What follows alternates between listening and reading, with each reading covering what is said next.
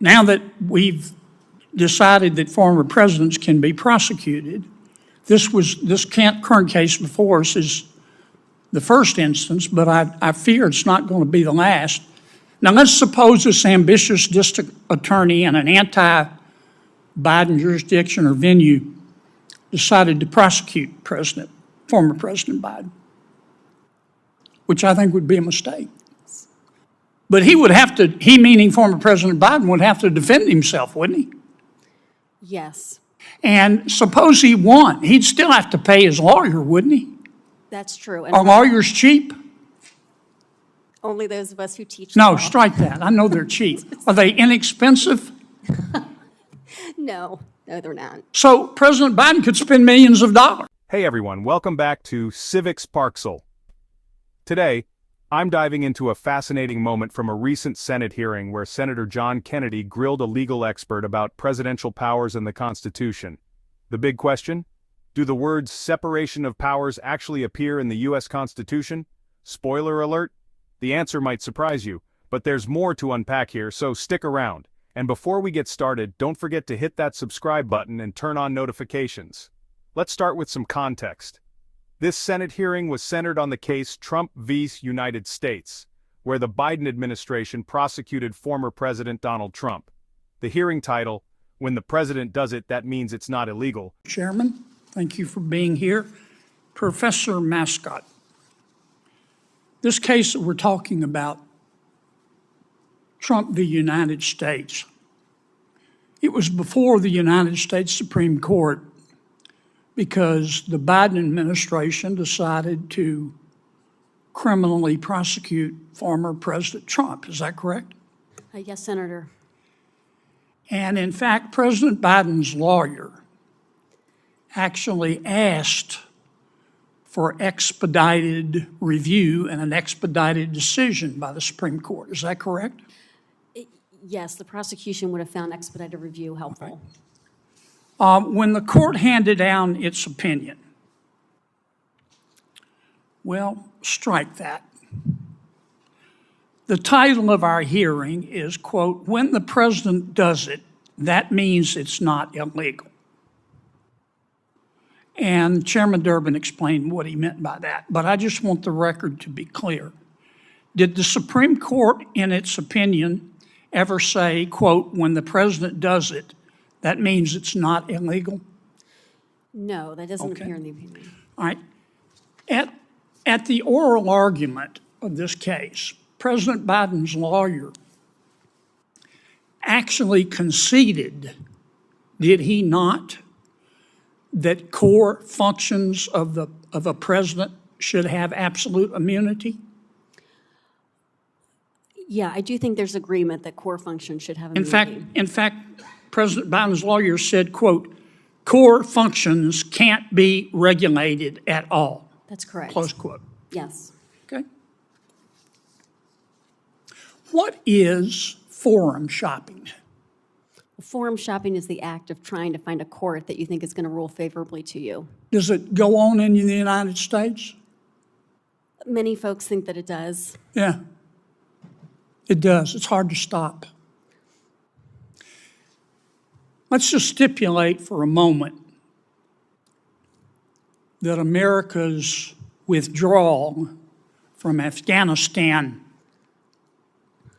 was not a model of efficiency. People died, including Americans. Can you imagine a scenario with respect to President Biden, now former President Biden? Can you imagine a scenario in which a district attorney in a jurisdiction that repeatedly voted overwhelmingly against President Biden and whose voters did not like President Biden? Can you imagine a scenario in which an ambitious district attorney, after President Biden is out of office, could bring a charge against former President Biden for for criminal negligence in the death of Americans. Can you imagine that?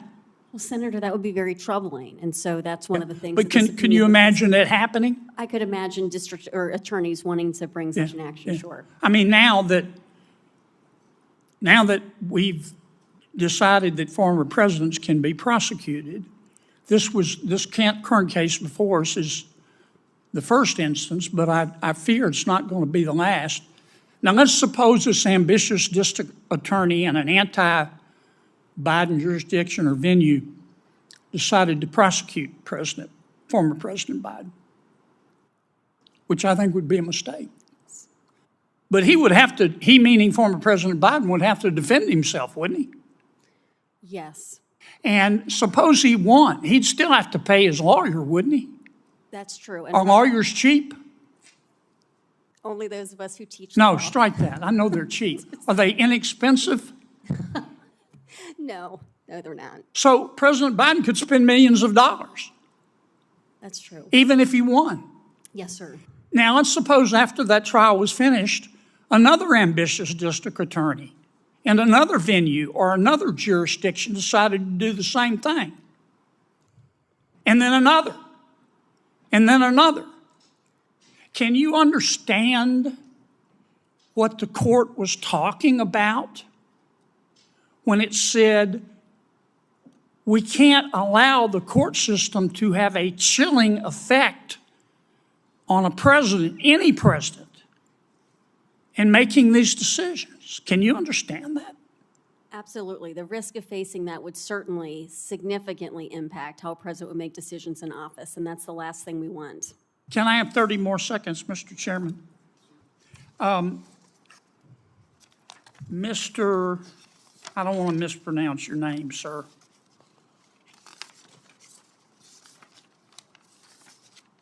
Don't count my fumbling around against me. Mr. Lacavara, Never have. you were vociferous in your criticism of this opinion that the words presidential immunity don't appear in the Constitution. Is that right? That's part of it, yes, sir. Do the words separation of powers appear in the Constitution? No, I acknowledge that there is a structure called the separation of powers. Is there any doubt in your mind that we have separation of powers in the United States Constitution? No, and I think it's important to understand what the separation of powers does and does not imply. And Right. what it does not imply, in my judgment, is the kind of immunity that the Supreme Court established here. Okay. Thank you, Mr. Chairman. This hearing wasn't just about one case. It was about the future of how we hold our leaders accountable while protecting the presidency itself. Thanks so much for watching.